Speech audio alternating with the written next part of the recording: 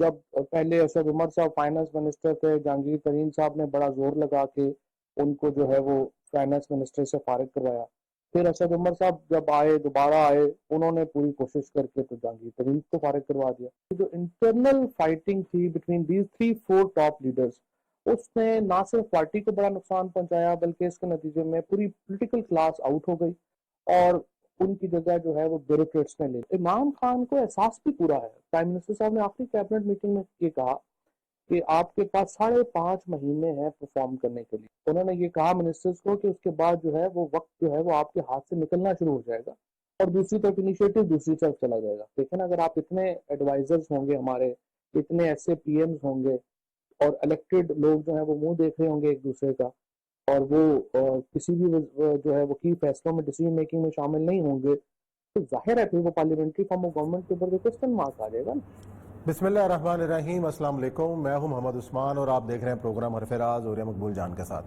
ناظرین، وفاقی وزیر سائنس اور ٹیکنالوجی فواد چودھری کا یہ انٹرویو جو آپ نے تھوڑی دیر پہلے سنا، اس انٹرویو نے ایک بھونچال سا سیاسی میدان میں مچا رکھا ہے اور آج کابینہ کے اجلاس کے اندر بھی اس انٹرویو کے اوپر بات ہوئی اور خاص طور پر وزیر اعظم عمران خان نے برہمی کا اظہار کیا وفاقی وزیر سائنس اور ٹیکنالوجی کے پر. اور آخر انہوں نے کہا کیا کہ اب 5.5 مہینے باقی ہیں. بقول عمران خان کو انہوں نے کوٹ کر کے کہا کہ عمران خان نے اپنے وزراء کو کہا ہے کہ آپ نے کارکردگی نہ دکھائی تو ہمارے پاس 5.5 مہینے سے زیادہ کا ٹائم نہیں. اور امپورٹنٹ بات وفاقی وزیر سائنس اور ٹیکنالوجی نے کی کہ 6 مہینے بڑے امپورٹنٹ ہیں. اس کے اندر بہت ساری چیزیں تبدیل ہونے جا رہی ہیں. کیا ہوگا 6 مہینے میں، کیا نہیں ہوگا، اور اس سے نمٹنے کے لیے ہماری تیاریاں کیا ہیں، یہ ہمارا آج کا موضوع. اور بات کرتے ہیں فواد چودھری صاحب. اور یہ سب فواد چودھری صاحب ویسے ایک بات ان کی خوبی ہے، جو بات کرتے ہیں ڈنکے کی چوٹ پہ کرتے ہیں اور لگی لپٹی بغیر کہہ ڈالتے ہیں. خواہ وہ چاند کا مسئلہ ہو یا کوئی اور پرابلم ہو، چاند بھی پہلے دیکھ لیتے ہیں. لیکن میرا خیال ہے کہ یہ وزیر اعظم عمران خان صاحب کی کارکردگی کا چاند بھی انہوں نے دیکھ لیا ہے. میرا خیال ہے جی اتنی ہی لگی لپٹی کرتے ہیں، اتنی ہی کرتے ہیں کہ جتنی وہ چاہتے ہیں. اچھا، پوری کھول کے بات نہیں کرتے. مطلب دیکھیں نا، انہوں نے عمران خان کو بچا لیا جو کہ اصل معاملہ تو ان کے ساتھ ہے سارے کا سارا، لیکن انہوں نے نیچے کی لڑائی کو اپنی فیلئر بتایا. چلو وہ تو 3 لڑ رہے تھے سیاستدان. یہ پنجاب میں بزدار صاحب ان تینوں نے الیکٹ کر کے دیے تھے. یہ تو خاص طور پہ انہوں نے ایک تحفہ خود اپنی ذاتی پسند ناپسند کا معیار کے مطابق چنا اور 2-2.5 سال سے اس کو ڈیفینڈ کرتے. میں یہ سمجھتا ہوں کہ پنجاب کی پولیٹکس کے اندر نون لیگ اور اس کے مقابلے میں پیپل پارٹی کے کو دونوں پارٹیاں بیچاری اللہ تعالیٰ ان پہ مغفرت کرے کس سطح پہنچ چکی ہیں. ورنہ یہ اکیلا ایک تحفہ جو ہے یہ پاکستان عوام تحریک انصاف جو ہے، تحریک انصاف کی اپنی جیسے یہ فتنہ اپنی خانہ ویرانی کو کیا کم ہے وہ والی بات ہے. یہ خود کافی تھا، یعنی سیلف ڈسٹرکٹیونیس کہ آپ کو یہ امیج ہے.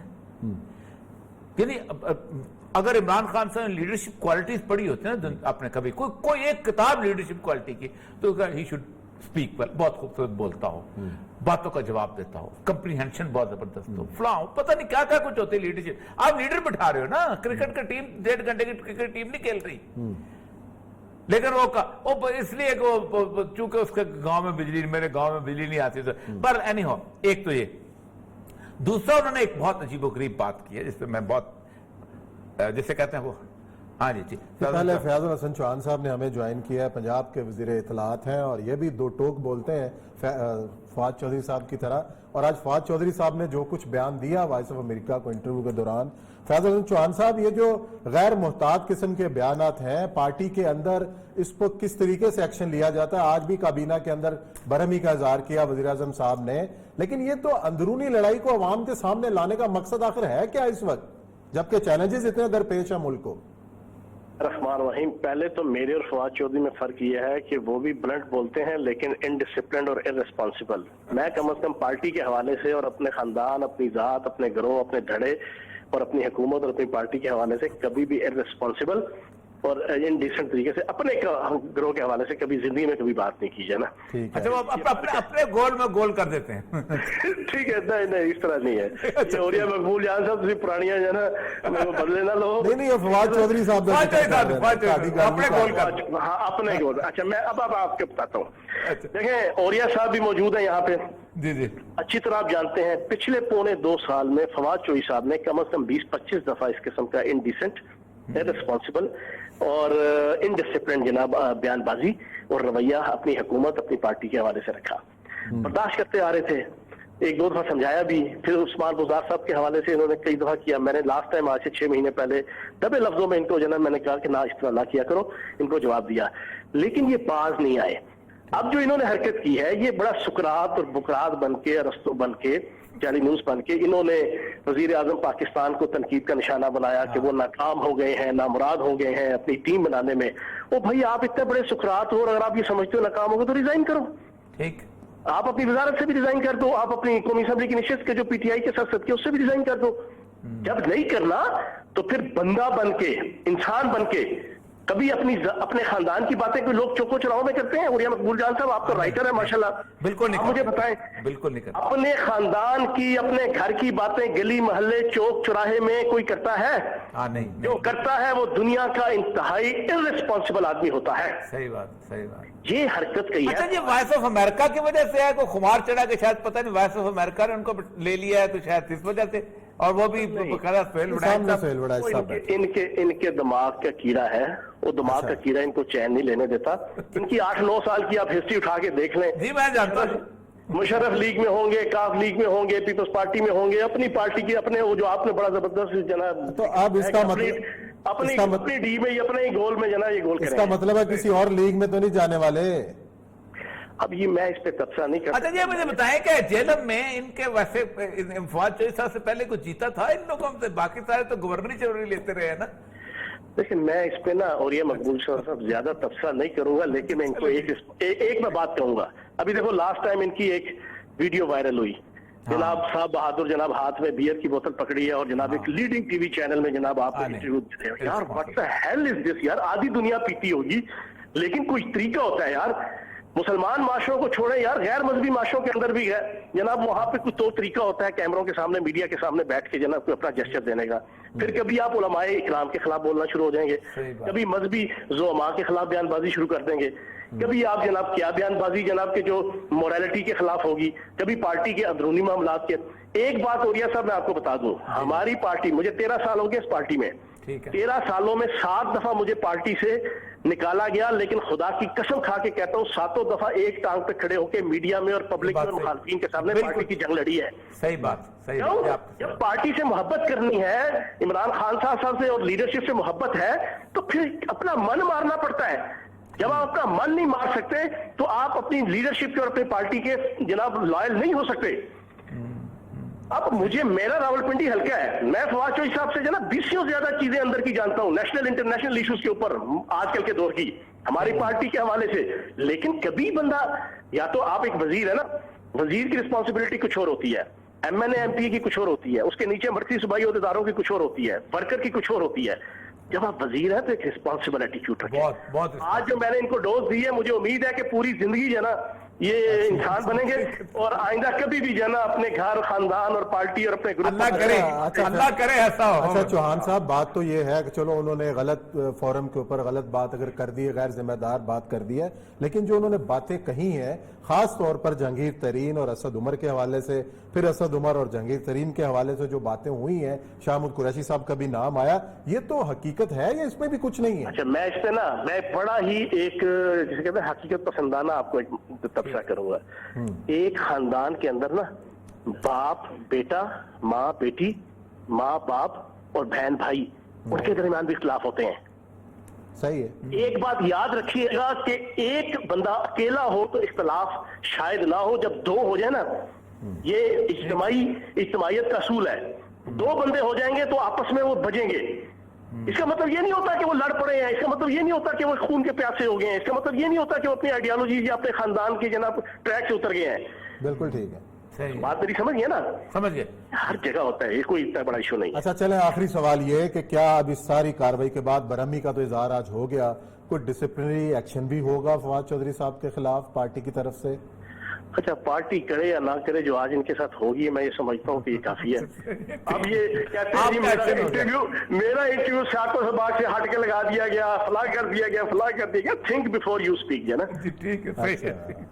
थैंक यू वेरी मच, बहुत बहुत शुक्रिया रमजान साहब। नहीं जी, चलो जी, चौहान साहब ने एक्शन ले लिया। वज़ीर-ए-आज़म साहब ने जो पहली बात तो ये दो तीन चीजें, कुछ चीजें आज रियलिटी में डिस्कस कर लेते। एक, उन्होंने ये कहा है कि ब्यूरोक्रेसी हावी हो गई है। ये ब्यूरोक्रेसी कब हावी होती है?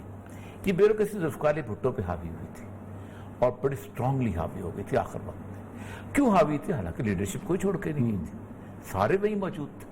भुट्टो के साथ सिर्फ जे रहीम एक अकेला बंदा छोड़ के गया था, हनीफ रामे भी वही था, अख्तर भी वही था। कौन था जो भुट्टो को छोड़ गया? नौशाद गंदी, मुबश्शिर सारे मौजूद। ये बुनियादी तौर पर उस वक्त हावी होती है कि जब आप अपने इर्द गिर्द दीवारें खड़ी कर लेते हैं और आपका पब्लिक कॉन्टेक्ट खत्म हो जाता है। यही वजह है कि अब आज के दौर में, मैं आपको बताऊं उस्मान साहब, ब्यूरोक्रेसी ये समझती है कि आज के दौर में किसी भी लीडरशिप को बेवकूफ बनाना आज से 25 साल पहले से ज्यादा आसान हो चुका है। उसकी वजह यह है, ये आपका मोबाइल और ये आपका कंप्यूटर का प्रेजेंटेशन। तो ये हो, आप 6 चीजें ऐसी जोड़ जाड़ के, 2 रोने वाली बातें डाल के, 3 हंसने वाली बातें डाल के, 2 इमेजेस बता, आपके सामने एक टूटा हुआ घर जो है और उसका जो टूटा हुआ हॉस्पिटल जो है वो बेहतरीन बना के दिखाया जा सकता है। और जब आप पब्लिक में नहीं घूमते, जब आप कुछ नहीं करते, तो ऑनलाइन आप यही सूरत यही होता है कि ऑनलाइन ढूंढते फिरते हैं। और ये प्राइम मिनिस्टर साहब की सारी प्रेजेंटेशन ऑनलाइन हो गई और ये उनको ब्यूरोक्रेसी ने नहीं कराया। ये शायद ये यहाँ पर फवाद चौधरी साहब गलत है। ये उनके इर्द गिर्द वो लोग जो इमरान खान साहब को ये समझते थे कि आप पाकिस्तान के सेवियर हैं, आप पाकिस्तान को बचा सकते हैं। हमने वेस्ट में जो दुनिया देखी है, हम समझते हैं कि पाकिस्तान में करप्शन बहुत ज्यादा हो चुकी हुई है, इसलिए आप जाएंगे तो आके एक बात और इमरान खान का वहां आज भी एक वहां। अब पहली बात तो ये है, अमेरिका उठा लें, बरतानिया उठा लें, मिडिल ईस्ट उठा लें, फ्रांस उठा लें, बाकी वहां क्या करप्शन नहीं है? हर जगह वहां इतनी ज्यादा करप्शन है बाद मामलात के अंदर कि अगर दुनिया को गरीब मुल्कों के करप्ट मनी के ऊपर पलते हैं, यानी जिस बरतानिया की असेंबली के अंदर खड़े होके ये बहस चले कि ये कौन लोग हैं कि जो सेंट्रल लंदन में आके उन्होंने जमीनें महंगी कर दी हुई हैं, मकान महंगे कर दिए, कि गरीब जो है इंग्लैंड का बंदा मकान नहीं ले सकता किराए पे। ये गल्फ से आए हुए हैं, ये अपना पाकिस्तान से आए हुए हैं, ये फिलीपीन से आए हुए हैं, ये रवांडा से आए हुए हैं, ये चिली से आए हुए हैं, ये सब लोग। फिर एक शहर है जिसमें दुनिया में सबसे ज्यादा पर कैपिटा इनकम है और उस शहर का नाम है जिनेवा। वो क्यों है? इसलिए कि दुनिया की सारी दौलत वहां पर आती है। आप मुझे 4 बदमाशों की दौलत का अमीन बना दें और कहें आप अपने बैंक में रखो और मैं उस बैंक से मुनाफा कमाऊं, तो मैं दुनिया का अमीर तरीन आदमी हो जाऊंगा। और बदमाश तो असल मसला यह है कि इस चीज को उन्होंने नहीं बताया बुनियादी तौर पर। चलें जी, देखते हैं ये ऊँट किस करवट बैठता है और क्या वाकई फवाद चौधरी साहब जो कह रहे हैं वो सही कह रहे हैं। ये देखने आ जाते हैं ब्रेक, और ब्रेक के बाद आएंगे और जिक्र करेंगे कि अब हमारे नेक्स्ट 6 महीने चैलेंजेस हैं क्या, और इस पर करेंगे बात।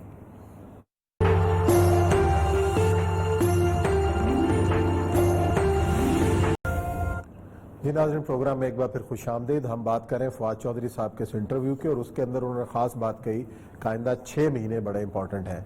6 महीने मुल्की लिहाज से इंटरनेशनल सतह पर किन किन चैलेंजेस का सामना हो सकता है, इस पर करेंगे बात। और ये साहब 6 महीने जो बात कही है, 6 महीने में अब जो देखें कि जो गुज़िश्ता 2 महीने गुजर चुके हैं उसके अंदर क्या कुछ होता रहा। बयान तो आ जा रहा है मकबूजा कश्मीर के अंदर के जो हालात देखें आप कि 3 महीने में 100 से ज्यादा कश्मीरी नौजवान शहीद हुआ है, बल्कि तादाद इससे भी ज्यादा है। साहब देखें मेरी बात सुने, मैं आप काफी अच्छे से हम कह रहे हैं और बात इस पे हो रही है। इस वक्त इंटरनेशनल प्रेस भी, इस वक्त जो इंटरनेशनल सियासी मुबस्सरीन जो प्रेडिक्शंस करते हैं और जो सूरत हाल बन रही है, वो ये कह रहे हैं कि और कुछ हो ना हो, ये जो रीजन है, जिस रीजन में मिस्र से लेके हमारे तक چین تک آتا ہے. اس ریجن کے اندر اگلے 6 مہینے بہت امپورٹنٹ ہیں, اور وہ اگلے 6 مہینے اس لیے امپورٹنٹ ہیں کہ سب سے پہلی بات ہے کہ اگلے 6 مہینوں کے اندر ہی افغانستان کے اندر ایک گورنمنٹ جو ہے اس نے مکمل طور پر آ جانا ہے, اور وہ باوجود کوشش کے بھی نہ آنے کی کوشش کے تب بھی اس نے آنا ہی آنا ہے. دوسری چیز یہ ہے کہ اسرائیل نے اپنا جو ہے پورے کا پورا زور اس میں لگا کے کچھ نہ کچھ کر دینا. تیسرا یہ ہے کہ چائنا کی کنٹینمنٹ اگر 6 مہینے میں نہ ہوئی تو 2021 سے پھر چائنا کا سال ہے, وہ کہتے ہیں پھر چائنا کی سینچری شروع ہو جائے گی, اور وہ چائنا کی سینچری کو روکنے کے لیے کوئی اور راستہ نہیں رہ گیا. نہ اس سے جاپان لڑنے جا رہا ہے, نہ اس سے تائیوان لڑنے جا رہا ہے, نہ اس سے ملائیشیا اور انڈونیشیا لڑنے جائیں گے, نہ اس سے کوئی اور ملک لڑنے, نہ روس لڑنے جا رہا ہے, نہ امریکہ میں اتنی سخت ہے کہ اتنی دور سے بیڑا بھیجے اور وہ چائنا کی حدود کو انگلف کر لے. کوئی مسئلہ ہو ہی نہیں. تو اس کے لیے ایک ہی راستہ بچ گیا ہے, وہ ہے ہندوستان کا. ہندوستان کی صورتحال یہ ہے کہ لداخ کے اندر جو کیفیت تھی اس کیفیت کو انہوں نے مزید ایکسپلائٹ کرنا ہے. اب انہوں نے راہل گاندھی کو اٹھا دیا ہے, اور راہل گاندھی جو ہے وہ کہتا ہے کہ تم لوگوں کے بندے مارے گئے ہیں تو بدلا لو, بدلا. اب یہ بدلہ لینے کی کیفیت, اب راہل گاندھی جو ہے یہ وہ پالیٹکس ہوتی ہے کہ جس پالیٹکس کے اندر پھر آپ آگے بڑھ نہیں سکتے. اب یہ کہنے کا مقصد یہ ہے کہ اس وقت چائنا کا مال کے بائیکاٹ کرنے کی بات ہو رہی ہے. اب چائنا کے مال کی بائیکاٹ نہیں کر سکتے, اس لیے کہ 90 ارب ڈالر کی آپ کی ٹوٹل ٹریڈ ہے چائنا کے ساتھ, جن میں سے 80% آپ کی دوائیوں کا را مٹیریل جو ہے وہ چائنا سے آتا ہے. آپ کیا کریں گے اور کیسے کریں گے اور کیسے لے کے آئیں گے؟ پھر اس کے بعد باقی ساری چیزیں جتنی بھی پروڈکٹس ہیں, چائنا جو ہے بیسیکلی امریکہ بھی چائنا کا بائیکاٹ نہیں کر پاتا, اس لیے کہ آج اگر چائنا کا مال لے کے امریکہ کی مارکیٹوں میں بکنا بند ہو جائے تو امریکہ کا پورا وہ کلیپس ہو جاتا ہے سسٹم سے جو وہ چل رہا ہے. کیونکہ ہر بات ہے, آپ نے 25-30 سال میں ایک ایسی مارکیٹ دیکھی ہے جس مارکیٹ میں آپ کو $1 کے بدلے میں 3 مزدور یا 2 مزدور مل جاتے ہیں. اگر آپ وہی مزدوری کسی پولینڈ کے علاقے میں کریں یا کسی اور جگہ بھی کریں تب بھی, پھر آپ افریقہ میں جا نہیں سکتے. اس طرح کے سکلفل لوگ نہیں بیچارے. چائنیز سکلفل تو بہت ہیں, چھوٹے چھوٹے ان کے ہاتھ ہیں, وہ سارے محنتی بہت ہیں. لگاتار آپ یلو ریس کو دیکھا میں تو ایک بات یہ ہے کہ وہاں پھڈا شروع ہونا ہی ہونا ہے یہ اس کے علاقے کے اندر. اس پھڈے کے بدلے میں پاکستان میں بھی پھڈا انہوں نے کرنا ہی کرنا ہے, کیونکہ جب تک پاکستان ڈسٹرب نہیں ہوتا سی پیک ڈسٹرب نہیں ہوتا. اور پاکستان کی ڈسٹربنس اور انڈیا کی ڈسٹربنس کا مسئلہ یہ ہے کہ چائنا اور انڈیا کو تو شاید منانے کے لیے انٹرنیشنل فورسز نہ آئیں, نہ وہ مانیں گے, لیکن آپ کو میز پہ بٹھا دیں گے. چلیں جی, ساری صورتحال کا تجزیہ لیتے ہیں. سیکورٹی امور کے ماہر ہیں, دفاعی امور کے تجزیہ کار ہیں, سینئر تجزیہ کار ہیں, میجر جنرل ریٹائرڈ اعجاز امان صاحب نے ہمیں جوائن کیا ہے. السلام علیکم جنرل صاحب. وعلیکم السلام. جنرل صاحب, یہ جو خطے کی صورتحال ہے, آج فواد چودھری بھی کہہ رہے ہیں کہ 6 مہینے کے بعد کی صورتحال اگر ہم نے قابو نہ کیا تو پھر پتہ نہیں کیا ہوگا. ایک تو انہوں نے اندرونی بات کی ہوگی, لیکن انٹرنیشنلی ہمارے گرد جو حالات کا گھیرا تنگ ہو رہا ہے, یا پوری دنیا اس وقت کورونا سے لڑ رہی ہے, لیکن اسرائیل جو ہے اپنے عزائم پورے کر رہا ہے, بھارت اپنے عزائم پورے کرنے کے چکر میں ہے. یہ آخر ہونے کیا والا ہے, کیا ہو رہا ہے, اس کا حل کیا ہے؟ دیکھیں جی, حل تو یہ بڑا ایک کمپریہنسو کوسچن ہے, لیکن یقیناً اس وقت ایک خطے میں بڑی انٹرسٹنگ صورتحال ڈیولپ ہوئی ہے, پرٹیکولرلی 70 اور 35A کے ریووک ہونے کے بعد. میری آواز ٹھیک آ رہی ہے آپ کو؟ جی جی بالکل ٹھیک آ رہی. اس کے ریووک کرنے کے بعد جو کشمیر میں سچویشن پیدا ہوئی ہے, اس میں ایک اپرچونٹی ہے اگر ہم اویل کر سکیں, اور خدا نہ خواستہ اگر اویل نہ کر سکے تو پھر ایک بہت بڑا چیلنج ہے جو کریٹ ہو جائے گا, اور پھر اس میں ہم بڑے ایک ڈیفینسو پہ آ جائیں گے.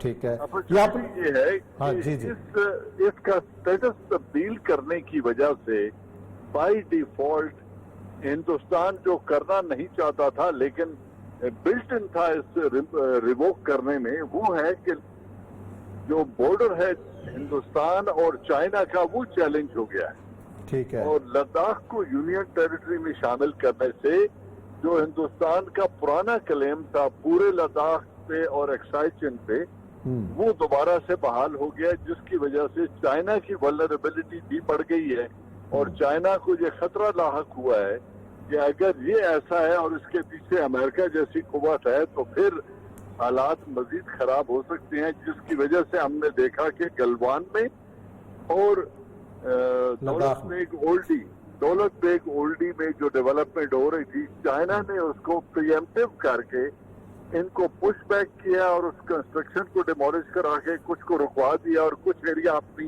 पोजीशन में ले लिया। उसने एक मैसेज दिया है हिंदुस्तान को जी कि अगर तुम यूएन रेजोल्यूशन का एहतराम नहीं करते और यूनिलैटरल डिसीजन एनफोर्स करना चाहते हो कश्मीर के ऊपर, तो फिर इस खत्ते पे मेरे भी क्लेम है और मैं भी अपनी ताकत के जरिए इस खत्ते को अपने कब्जे में ले सकता हूँ, ठीक क्योंकि है। यूएन रेजोल्यूशन का आप एहतराम नहीं कर रहे। अब ये इसमें जो पाकिस्तान के लिए एक अपॉर्चुनिटी क्रिएट होती है वो बड़ी इंटरेस्टिंग है। जी पहली बात ये है कि स्ट्रेटेजिकली चाइना और पाकिस्तान बड़े क्लोज आ गए हैं, क्योंकि चाइना ने पहली दफा वर्बली इस चीज को अनाउंस कर दिया है कि हम अपना रोड एंड बेल्ट इनिशिएटिव और सी पैक में अपने मफाद का दिफा करेंगे। जी अब इनका दिफा मफाद पाकिस्तान के साथ बिल्ट इन है, इंफ्रास्ट्रक्चर में इन्वेस्टमेंट है, इनकी मैन पावर यहाँ काम कर रही है और बड़ी मैसिव पोरिंग ऑफ रिसोर्सेज है जो पूरे शारा रेशम पे और गवादर तक है। जी एक तो ये है कि स्ट्रेटेजिकली दोनों मुल्क क्लोज हो गए हैं और अगर दौलत बेग ओल्डी को और गलवान को ऑक्यूपाई कर लेता है चाइना, तो फिर सियाचिन में क्याम नामुमकिन हो जाएगा हिंदुस्तान के लिए, जो वो 34 बरस से यहाँ 36 बरस से यहाँ बैठा है। अच्छा जनरल साहब, बात तो आपकी बिल्कुल बजा है, लेकिन अमेरिका का क्या करेंगे? अगर अमेरिका थपथपा रहा है उसकी पुष्ट भारत की, उसका मुकाबला कैसे होगा? देखिए जी, मुकाबला करने के लिए एक रिजॉल्व चाहिए। उनका मुकाबला ऐसे ही होगा जैसे दुनिया के 3 छोटे ममालिक ने करके दिखाया। वियतनाम ने जब कोई रिसोर्सेज बेचारे वियतनामीज के पास नहीं थे 60s में, उन्होंने अमेरिका को जिल्लत आमेज शिकस्त दे के निकाला। एक बहुत रिसोर्स कंस्ट्रेंट कंट्री अफगानिस्तान है, न इंडस्ट्री है, न नहरी निजाम है, न कुछ है, न इतने बड़े वसाइल हैं। 19 बरस में जिल्लत के बाद उन्हीं लोगों के साथ टेबल पे बैठ के मुआहदा किया है जिनको वो स्मोक आउट करने के लिए आया था, जिनको एलिमिनेट करने आया था, और फिर खुद उसकी नाक के नीचे बैठ के कंबोडिया ने जो चैलेंज करना था उसने करके दिखा दिया। तो ये कौमें जो हैं, हमें तो अल्लाह की बहुत बड़ी नेमत है हमारी ऊपर को। सही बात। हम तो आबादी है, वसाइल हैं, एटमी कुव्वत हैं, समुद्रों तक रसाई है, 22 करोड़ की नौजवान पॉपुलेशन है। हम तो अगर जी जनरल साहब बिल्कुल दुरुस्त सुनाया। अच्छा जनरल साहब, ये मैं पूछना चाह रहा था, आपकी चूंकि मैं आवाज पहले खराब हो रही थी, नहीं सुन पा रहा था, इसलिए राब्ता नहीं रहा। अच्छा ये लेकिन ये मुझे बताइएगा कि साइमल्टेनियस अटैक भी हो सकता है किसी तौर पर इन कॉन्फ्लिक्ट में रहे, क्योंकि जाहिर बात है वो जो उन्होंने गुज़श्ता 20-25 साल से इंडियन कौम को जो खुमार चढ़ाया हुआ है ना, तो पता नहीं क्या चीज है, तो पाकिस्तान पे उसके सामने मोदी और जो भारतीय जनता पार्टी अपना इमेज बहाल करने के लिए पाकिस्तान पे अटैक का समझते हैं कि कोई एक होगा किसी किस्म की सूरत हाल जो है? एक सूरत बन सकती है कि जब हालात हिंदुस्तान के काबू से निकल रहे, हाँ जी हाँ, और जो चाइना का प्रेशर है उसको वो सस्टेन ना कर सके, और जो आजादी की मूवमेंट, इंडिजिनस आजादी की मूवमेंट कश्मीर में चल रही है, अगर उसको वो सप्रेस करने में नाकाम रहा, तो फिर पाकिस्तान के खिलाफ अपनी फेस सेविंग के लिए और अपना वही भोंडा पुराना नैरेटिव बेचने के लिए कि पाकिस्तान इंटरफेरेंस कर रहा है, वो लिमिटेड एक्शन कर सकता है पाकिस्तान के खिलाफ। मैं समझता हूँ लिमिटेड से आगे वो इसलिए नहीं जाएगा क्योंकि उसने अब फोर्सेस चाइनीज बॉर्डर पे भी रखनी है, ठीक है, और कश्मीर के अंदर आजादी की स्ट्रगल को सप्रेस करने के लिए जो तकरीबन 7 लाख से ज्यादा की फौज है उसको भी उसने वहां रखना है। अब अगर वो बॉर्डर पे कोई बड़ा एक्शन करता है तो उसके पास फोर्स रेशियो ऐसी नहीं है कि वो दोनों महाजों पे जंग भी कर सके। उनका रेयर एरिया सिक्योरिटी इतनी थ्रेटन हो जाएगी, लॉजिस्टिक रूट्स इतने थ्रेटन हो जाएंगे कि इलाके में जंग लड़ने की अहलियत ही नहीं रखता। अच्छा जनरल साहब, एक तो हम बात कर रहे हैं कि जिसकी अहलियत की बात की आपने, تو اگر ہم گزشتہ 3 مہینے کا جائزہ لیتے ہیں تو سینکڑوں کشمیری نوجوان اس عرصے کے دوران شہید کیے جا چکے ہیں. خاص طور پر پچھلا جو مہینہ گزرا ہے، ابھی 3 دن پہلے ایک پی ایچ ڈی اسکالر نوجوان جو شہید ہوئے ہیں، تو وہ تو جس طریقے سے اپنے عزائم کو پورا کرتا چلا جا رہا ہے اور اس کو کوئی واضح قسم کی آگے اس کو نہیں مل رہا، تو اس کا پھر ہم کیا کہہ سکتے ہیں کہ یہ تو بھارت اپنے تمام... ایک اور میں سوال ساتھ سے بھی لگا دیا کہ انٹرنیشنل فورم پہ ہم وہ وائس نہیں بن سکے، ہم نے چھوٹی سی وزرائے خارجہ کی کانفرنس کروا کے خاموش ہو گئے. یہ ہماری پولیٹیکل لیڈرشپ، ظاہر بات ہے اس کا جواب تو پولیٹیکل لیول میں بہت زیادہ ہونا چاہیے تھا، کیونکہ ملیٹریلی تو ظاہر بات ہے وہ پھر کانفلکٹ میں چلے جائیں گے. یقیناً ہونا چاہیے تھا، لیکن جو امریکہ پہ اس نے یہ سب کچھ کیا ہے، امریکہ کی طرف سے میں ذاتی طور پہ سمجھتا ہوں کہ اس کو گارنٹی تھی. جب یہ نریندرا مودی امریکہ گئے تھے، ایک بہت بڑا جلسہ کیا اور وہاں کا اپنے ووٹر کو ایشور کرایا کہ یہ ان کو سپورٹ کریں گے. اب انتخابات ہونے تک، پریزیڈنشل الیکشن امریکہ میں ہونے تک یہ اس کو گارنٹی ہے کہ آپ کے کوئی انٹرنیشنل پریشر نہیں آئے گا، نہ سینکشن لگیں گی، نہ یو این حرکت کرے گا، نہ ویسٹرن کنٹریز ہیومینیٹیرین پلین سے انسانی حقوق کے تمام ادارے خاموش رہیں گے. اس ادارے میں اس وقت میں اگر آپ اس موومنٹ کو سپریس کر سکتے ہو، جو طریقہ اسرائیل پیلسٹائن میں یوز کرتا ہے وہ کرتے ہوئے طاقت کا استعمال کرو. دنیا کچھ نہیں کہے گی. اگر یہ کر سکتے ہو تو کر گزرو. اب یہ کچھ وہ کر رہا ہے، اور اگلے پریزیڈنشل الیکشن تک مجھے یقین ہے کہ ہندوستان کے اوپر کوئی پریشر نہیں آئے گا. اس کا ہاتھ اگر روک سکتے ہیں تو یا کشمیر کی انڈیجنس موومنٹ روک سکتی ہے، یا پاکستان کی طرف سے ان کی امداد ہونی چاہیے. اگر پاکستان آزاد کشمیر کی حکومت کو اور ان کے لوگوں کو اجازت دے دے کہ وہ جا کر اپنے بہنوں بیٹیوں کی عزتوں کا تحفظ کر سکتے ہیں اور اپنے ڈیوائیڈڈ خاندان کا تحفظ کر سکتے ہیں، تو پھر ایک صورت ایسی بنتی ہے کہ وہ نہیں کر سکے گا ریزسٹ، اور پھر اس کے لیے مشکل ہو جائے گا وادی میں کیا. چلیں جی، بہت شکریہ جنرل صاحب، آپ نے وقت دیا اور بڑی تفصیل سے صورتحال کا ہمیں بتایا. اور یہ سب یہی تو باتیں ہیں کہ ساری یہ لائن آف ایکشن جو انہوں نے آزاد کشمیر والی دی ہے نا، یہ بہت امپورٹنٹ لائن ہے. اس پہ بات کرتے ہیں. میرے خیال پہلے بریک لے لیں جو خاص طور پر انہوں نے بات کی. ناظرین یہاں لیتے ہیں بریک، اور بریک کے بعد آتے ہیں اور اسی گفتگو کے سلسلے کو جاری رکھیں.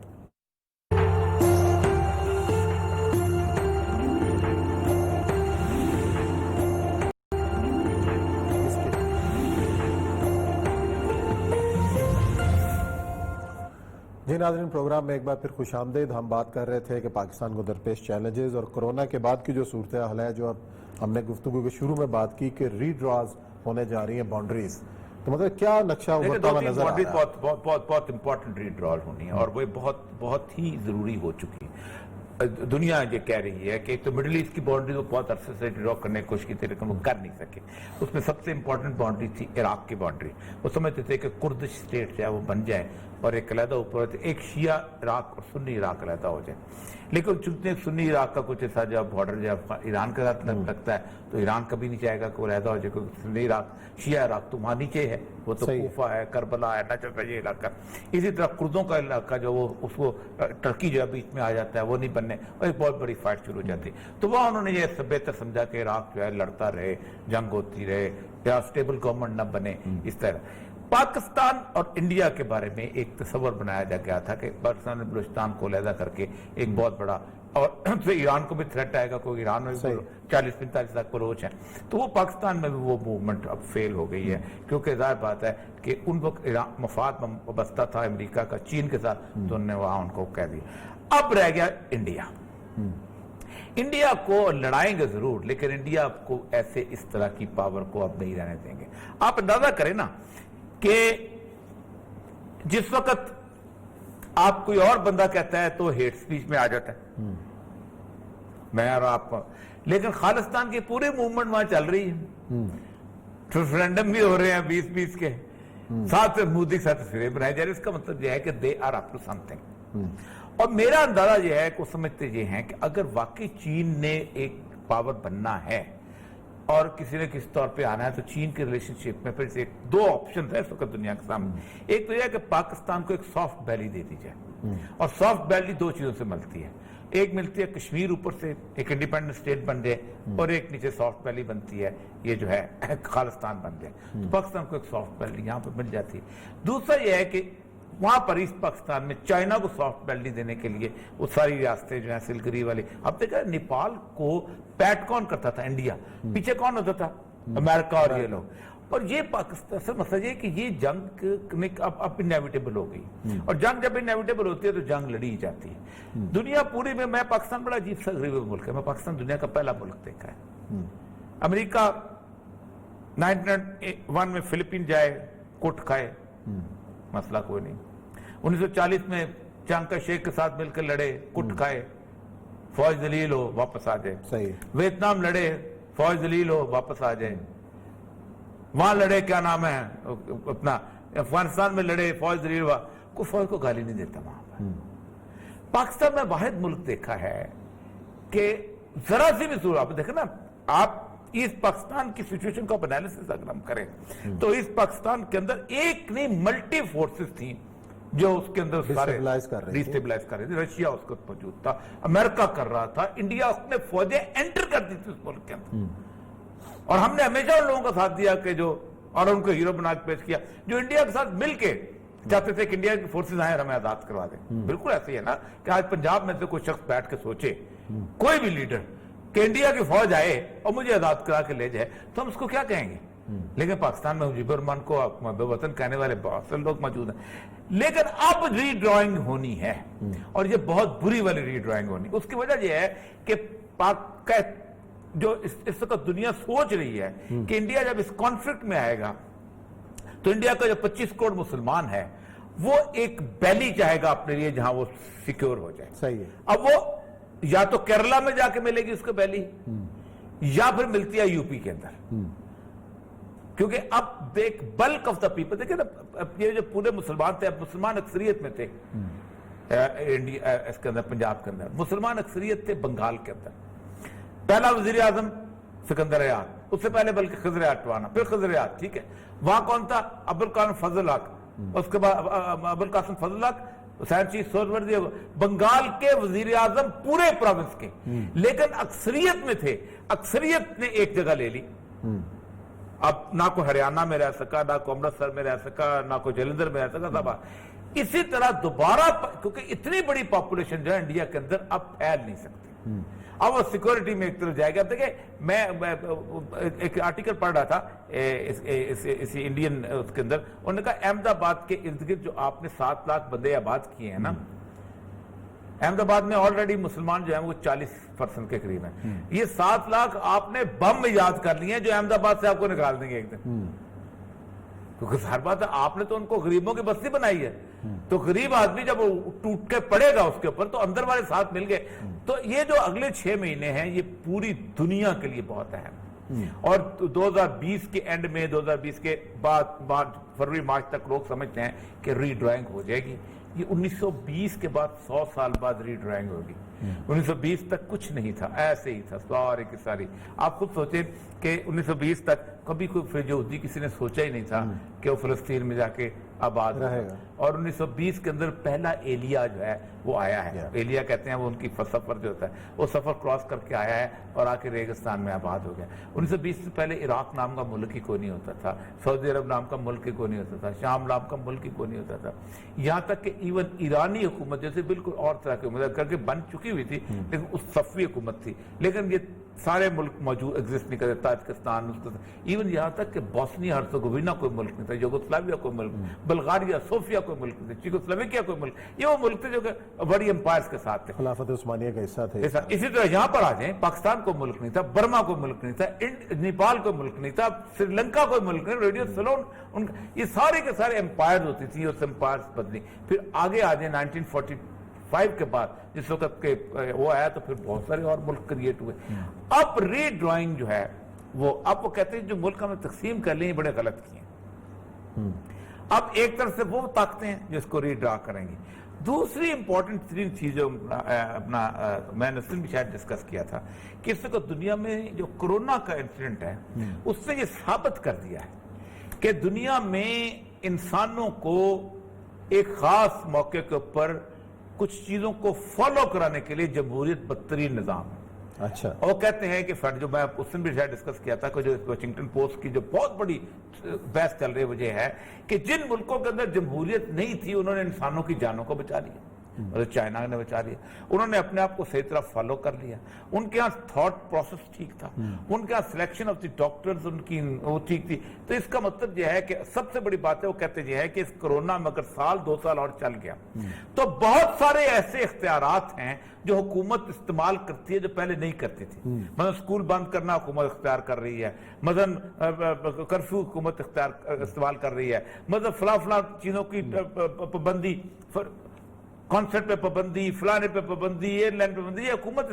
وہ کہتے ہیں جب یہ اختیار استعمال کرنے کی 1.5 سال حکومتوں کو ہوگی عادت تو پھر یہ واپس کوئی نہیں کرے گا. صحیح ہے. اور یہ اختیار ایک دفعہ واپس نہ ہوئے تو اس کا مطلب ہے کہ جمہوریت اب ہو رہی ہے بستر گول ہے. تو وہ جو لوگ کہتے تھے نا, بزرگ بھی ہمارے کہتے تھے, روحانی لوگ بھی کہتے ہیں, اسٹرانومر کہتے ہیں کہ 2021 میں دنیا کا کوئی نظام کار اور ہی ہو جائے گا. کیونکہ 100 سال پہلے جمہوریت بھی تو نہیں تھی اس ملک میں اور یہ دنیا چلتی تھی.